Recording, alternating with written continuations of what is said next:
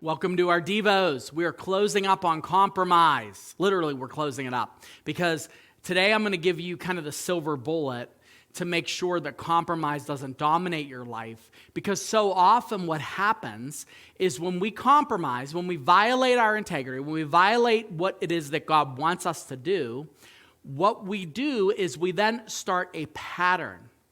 And we say, well, because I did this over here, I'm going to continue to do this over here. And when I do this over here, it doesn't make a difference. You become cynical, you become jaded, you become discouraged. And my ultimate suggestion is fix your eyes on Jesus and not the sin. Fix your eyes on Jesus and not the sin. Failure is an event, it's not a person. And when we tend to think of our lives, we look at it through the lens of, oh, I failed, therefore I am a failure. That's not true.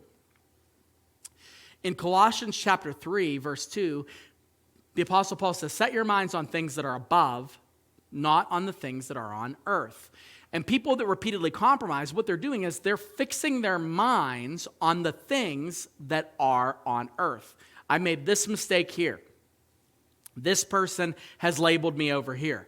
This I've done to my family over here. And we look at ourselves as a sum total of all of our mistakes. When in reality, as you saw from looking at Samson's life, calling out to God, submitting yourself to Him, humbling yourself can put you right with Him, and it can actually put you on the right path. The greatest lie that the devil will convince you of is that you're too far gone for the intervention of God. That's just not true. When you talk about that, it's like you give yourself a resume that causes you to think, well, because I've done this and this and this, then I'm going to be forever this type of a person that compromises. There's a psychological term for that. It's called self-fulfilling prophecy.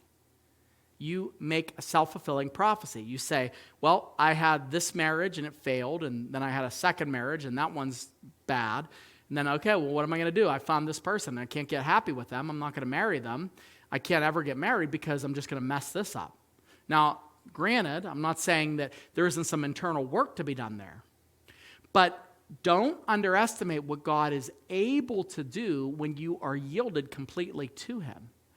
Because He is more powerful than you give Him credit for. And your sin is not greater than Him. There's nothing that you experience that is so bad that you have put yourself far out of the reach of God.